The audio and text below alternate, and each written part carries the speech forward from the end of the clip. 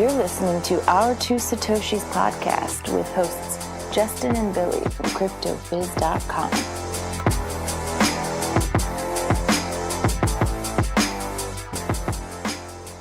Back in the saddle, Billy. So, a couple right. weeks out. We've haven't had a podcast for about 2 weeks, but I've been traveling around and you've been kind of doing your thing. So what's been happening with you for the last couple weeks? Not as much as you, man. I've been here in Richmond, cranking away at masternodes. I kind of want to start off with your trip to Austin, Oh yeah, your conference. How was that? yeah. It was good. It was good. So I was at a conference last week for everybody listening to the podcast. It's a cloud database product that we work on heavily, and it's actually funny, Billy, because I'm down there and at the conference, and we're seeing all these new things that people are doing with the product and everything. And you mentioned obviously we're in the blockchain, phase where personally we really love that, but that's not necessarily what we do outside of crypto fizz professionally. And you mentioned blockchain to some of these tech people that are, super knowledgeable in the tech field and, cloud database and integrations with other systems and everything. And everybody looks like, deer in the headlights when you mention blockchain. It's crazy. Yeah, it's funny how fragmented or how siloed almost blockchain is still. It's been, 9 years? And still it's such a foreign concept, even in those tech sectors, that you would think it would permeate rapidly. Like, I guess there's just two different types of people in my mind. Either you hear about it and then you're instantly sucked in, like right down the rabbit hole, or you're like, man, like it just doesn't grab you. Yeah, and that's just talking about the professionals there, the developers at the conference. When you have side meetings with these different companies that are looking to do, build new platforms for their internal use or even for their customer facing.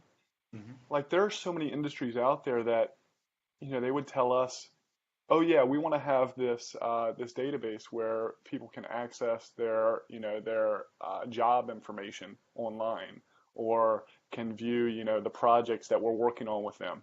And the response out of their mouth is, this will totally change our industry because nobody else in our industry is doing this.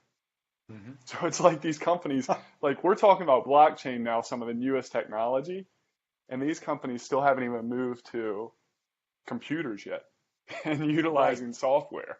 Like, Still using VHS.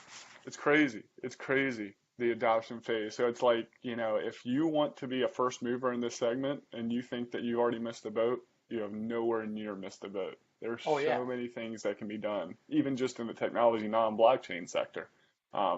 It's crazy.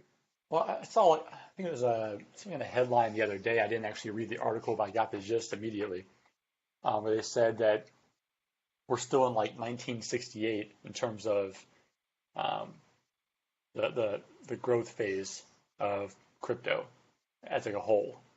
It's like a lot of people knew about the internet back in the 80s, late 80s, early 90s. That doesn't mean they're using it or even know how to use it or how to even find somebody that knows how to use it.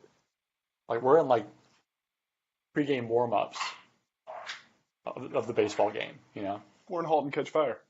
Yeah, I mean, exactly. This is the internet. What do we do now? Well, you need to be able to search the internet. You need to be able to, let's create a browser.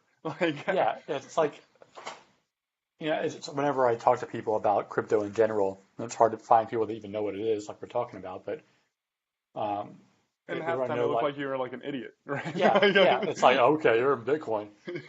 Yeah. But it's like they always ask like what's going to be used for this and that. It's like you would ask somebody that was into the internet in early days, what's it going to be used for? All you would really have back then was email. Yeah. And that seems super silly. Like I can just mail a piece of mail. They never knew that we'd be able to do video conference or audio conference like this that we're doing right now. You can't predict Uber back in 1995. It's like, cut me some slack. It's like all these adults that are developing these products and stuff, the ones that are really successful are the ones that still have the imagination as if they were a kid. Mm-hmm. And they're such a small subset of that. Like people know how to use products, they know how to build on products, but the majority of the population out there doesn't know how to imagine new use cases or imagine how to solve, for issues that we see on today's on a daily basis. Look at a company like Trig. I mean, we talked about Trig a while back, smart gun technology and being able to detect gunshots in certain areas and warn people. Something like that is going to solve, uh, gun issues, or not. I hate using gun control issues because me personally, I'm a Second Amendment supporter personally, but people are looking at. They're not looking at how we can use technology to solve these types of issues. They're just looking at what the cause of them is or what the tool is that's being used. Mm-hmm. And well, it's very one-sided. Like the answer may not be one thing. Like very well, maybe a combination of technology, culture, society as a whole. I think there's a lot of pieces. I think people tend to try and pigeonhole everything into the simplest elements they can understand, or it's neater to put it in a box, When in reality, there's a lot of stuff going on. So I think you're right. I think Trig will probably play some role in violence and responding to that violence in a timely manner. We as adults just need that imagination back. Yeah, exactly. Break out the mold. It's like when you bring somebody brand new into your organization. You want to use the methodology of, telling them over the next 30, 60, 90 days, I want you to have your eyes open. I want you to see all the things that go on here. And then I want you to let me know what your thoughts on how we do things are. Because an outsider's view, an outsider's imagination may be completely different than what your group is, the ways that they're set in. And you only get that imagination from somebody from the outside to actually help you progress and become more successful. Mm-hmm. We need more imagination. Yes, sir. Speaking of imagination, did you see McAfee is going to be running for president in 2020? Well, he ran in 2016. He almost beat Gary Johnson out for the Libertarian nod. Uh-huh. Well, yeah, I finally saw, what was it, Gringo on Netflix? Oh, you did actually watch it? Yeah. Yeah, was that not crazy? It was a Saturday morning. I was super hungover, and I was like, you know what? This calls for a McAfee documentary. It was good. I really enjoyed, not to, get sidetracked here, but I really enjoyed the part where he was supposedly wearing a like disguise, and he basically just put like baking soda in his hair, made it white looking, and had like this hand kind of perched up like a little hurt bird. And I had a cane. I was like, dude, that's totally still you. You're not fooling anybody. How is that guy not in jail after that shit? If it's true. Exactly. It just baffles me. I don't know what to think about it. But yeah, so I saw recently he announced he's going to do it again, and basically he's still trying to figure out if he's going to be part of the Libertarian Party or if he's going to make his own. I would love to see that. So hold on, that's 2020. So is one of his campaign ads going to be him eating his dick on live TV if Bitcoin's not $500,000? Can you imagine if he's right? Like, he would definitely be president. Like, if we're trending in the right direction, they're like, fuck Trump, look at this guy. Listen, I know Trump's a little crazy, but McAfee is another level. Oh, yeah, he's professor crazy. It's crazy. Insane. Speaking of kind of presidential hopefuls and diplomacy, do you see, so yesterday was the Trump-Kim summit in North Korea. Yeah. Did you see Dennis Rodman went to Singapore for it, and they had him on TV, and he had potcoin.com on his shirt? Yeah, I actually haven't checked the charts to see how that's faring after getting national coverage, global coverage. I don't even know what the hell Potcoin does. I mean, I assume it's has something to do with marijuana, and cryptocurrency, but what it's up a little bit. It's up 23% today. Banking. This is actually pretty good. Going straight to their website, banking for the cannabis industry. So that's one issue that I've seen, and with Denver allowing sales of marijuana, since it's still federally regulated like that, or federally against the law. They have to do all their business in cash. So, hey, maybe that's something that the industry will turn to there to actually use for their transactions, so they don't have to do that. Yeah. Still got a small market cap. Yeah, it is still tiny. It's probably going to end up being huge eventually. It's up 23% and $21 million market cap. I'm looking at their website, and they have like a little Twitter feed little area there. They have a WikiLeaks tweet that they retweeted. Who is America's top diplomat?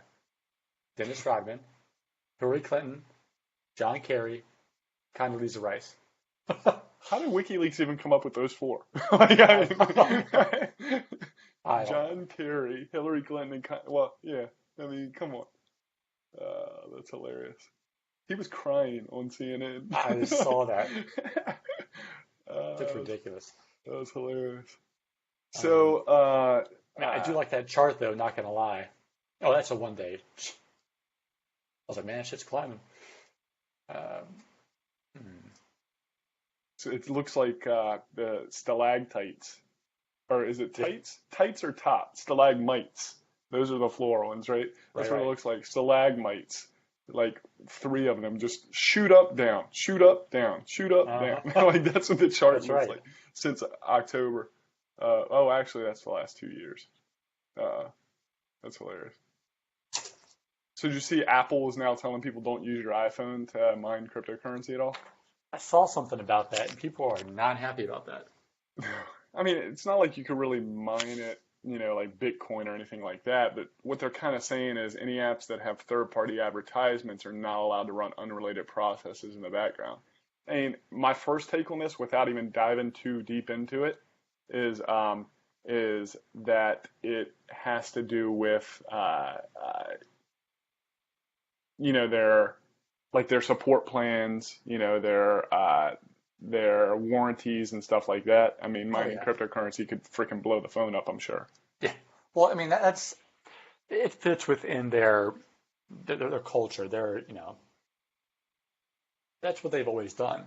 Is have like that siloed approach, that vertical. Mm-hmm. They want to, control everything. So there's always been this like Apple versus everybody else because they controlled so much versus, you have an Android, you can jailbreak shit, stuff like that, make your computer faster, this and that. But there's definitely some downfalls to those, though. Yeah. But, I mean, it's just, comes down to what the consumer wants. So they want something that's a little more limited but more polished, or do whatever you want and face the consequences. If you break it, can you fix it? Apple's so siloed. But I mean, that's that's a good thing. That's why in some realms. I mean, it definitely has its hindrances, but I like that my iPhone works. Yeah. I'm not saying, I like Android products as well, but I like my iPhone works, and I want to keep it that way. I don't want to have all these issues. I actually had a friend of ours actually recently switched to the new Google Pixel. He had to actually switch back to iPhone, which is the funniest thing to me. But because, Same person probably we're thinking of? Yeah. They switched back to iPhone because he got kicked out of all his group messages because he wasn't the little blue bubble anymore. Like I've heard that from so many people too. That's ridiculous. Like you can't do the iChat, so you're no longer part of our crew. Yeah, exactly. Damn technologists. All these cults, man. Yeah, crazy. And here we are, crypto cult. So what about it was released last night that in the coming months Coinbase is going to add Ethereum Classic. What are your thoughts on that? Somebody actually told me this was going to happen a few months ago, just based on a rumor, and I was like, I don't really have too many thoughts about it. I'm not excited by it because I don't care about Ethereum Classic. I don't know if I've ever heard anybody mention it outside of that one situation where they said it might be on Coinbase. Mm-hmm. It's just like this, I don't know, coin that's in the background that just is there, just chugging away. I don't know. I've never owned Ethereum Classic. Yeah, I've never seen a mention or benefit. I don't know. It's bizarre, to be honest. I know right after they mentioned it, I checked and it was up 25% Yeah, with the news. But I'll tell you, I mean, I went back, you saw this in our Discord chat. I reviewed Bitcoin Cash when it got listed on Coinbase. And granted, right away it went up to like, 8,500 from like 3,000 or something. But hmm um, overall, if you look at the chart since it's been listed on there, it's actually, with the market that we're currently in, worth less now than when it first went on Coinbase. yeah, So I don't know. It could be big. It couldn't. I'm looking forward to seeing some promising coins added to their like basic attention token. uh-huh. Um, you know that that's a token that is a ERC20 token that will I can see a use case in the future for. Well, yeah, I mean, it's already being used, right? Like, I don't know what Ethereum Classic is being used for. Like, what is its purpose? Yeah. Maybe it's Uh, easy to add because it shares a lot of the similar properties that Ethereum does. I don't know. yeah, I mean, it's noteworthy, but just because it's Coinbase, Yeah. I don't know. Um, yeah, I did see that Coinbase just like acquired, I think, two or three different exchanges, essentially giving them the ability to add all these other, ERC20 tokens and stuff like that. So that'll be exciting to see things like, not that it's ERC20, but Dogecoin or something that's really low in price. Because when people see that on Coinbase, they're going to go nuts. Something that's Yeah. like sub penny. Oh, and I think it was a week or two that I was telling you I looked at one of Coin Payments blog posts, and Coin Payments mentioned that Dogecoin is like in the top 5 of coins that are transacted across their platform when it Uh-huh. comes to buying and purchasing goods and stuff. So, a lot of people don't have that on their radar, but it's a coin that's really being used out there. So, Yeah, yeah, I could totally see something like that happening. which is crazy because it was like just a joke. Yeah. It's a meme. Like, Yeah. uh, now it's like $1 billion coin. Speaking of which, there's a new documentary on, well, it's part of a series. I watched this episode on cryptocurrencies on Netflix called Okay. Explained. Uh-huh. I think it's the first or second episode. And the creator of Dogecoin is on there, has a little cameo. What's the name of it? It's I think the series is called Explained, okay. and it's just like they basically just do like a how does it work kind of thing. Hmm. And there's one on cryptocurrencies. I'll have to check that out. We'll link that It's below not in the bad. podcast there. Yeah, I mean, it's all the same information that we all know, just because we've been around for so long, but uh, it covers all the bases. Nice. Okay. That's awesome. Um, what else you got on your docket? Anything else that's kind of pouncing out at you? I think one of the big ones that's really exciting. We always, in the past couple of episodes, we've talked about some old money that's starting to get into the game. And I came across one the other day that was pretty exciting. Fidelity. They have something like, don't quote me on this figure, but it's something like $4 trillion in assets. Like huge, huge company. And they're actually putting together a trading desk. So in the near future, there's going to be a Fidelity crypto exchange. It's awesome. My Like, 401k is actually with Fidelity. nice. Yeah. Like, the shit's coming, man. The tidal wave might be, a little bit off in the distance, but it's coming. It's funny that things like that are happening, but then on the flip side, like Wells Fargo is banning all cryptocurrency payments with any of their debit or credit cards. Yeah, yeah. I think it's credit cards. But I mean, I guess I understand because based on the stats that I saw, like of the people that used credit cards to buy crypto, and I think that was like 15%, about 25% of those users couldn't repay their payments because Bitcoin had dipped or whatever the crypto had been.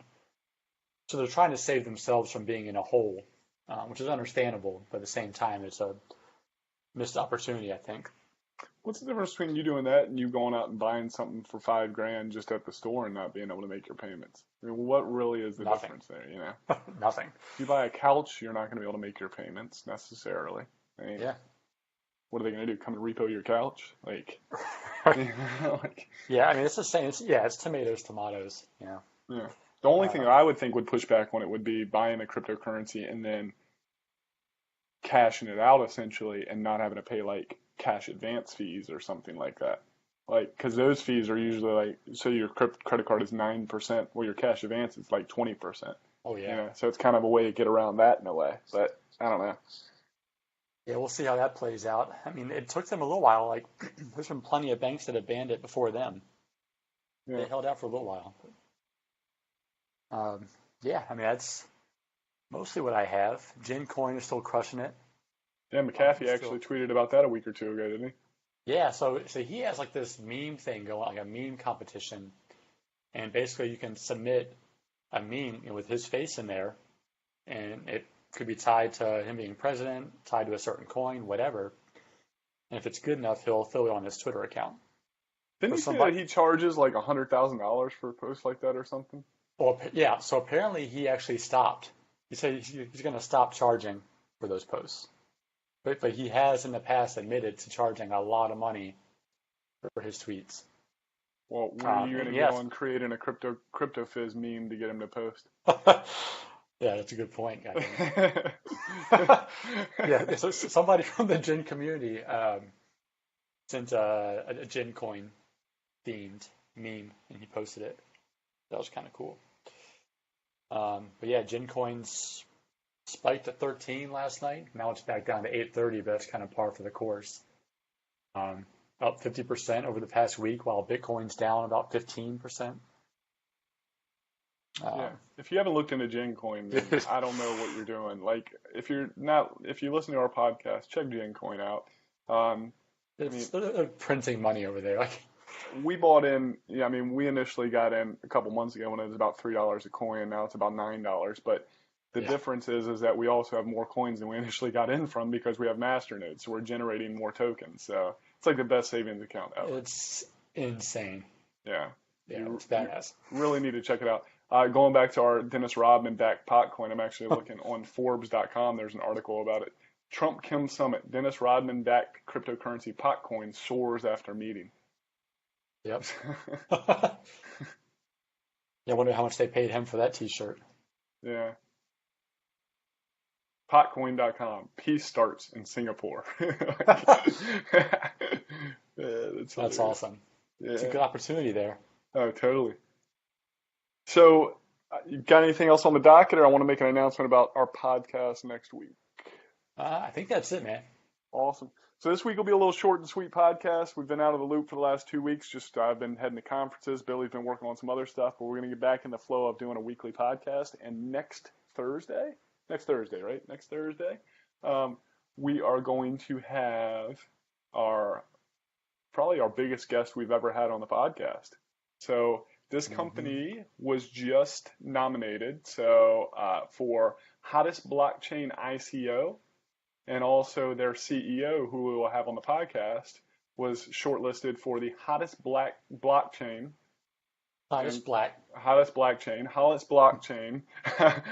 crypto startup founder, and that would be Jez San from Funfair. So he will be on our podcast next week. My knees are already knocking now, a little nervous about it, but not ready. That should be pretty awesome.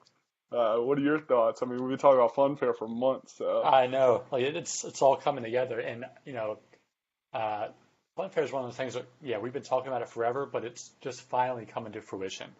Yeah. Like they're in their beta, they're making a lot of good progress. Like before you know it, they're going to be in the headlines quite a bit for partnerships and casinos jumping on board. So, I think we were early with Funfair, but we are not wrong. Oh, totally early. I mean, we got into it about 4 cents, it jumped up to about 20, and now it's down to around 3 cents right now, I think, a token.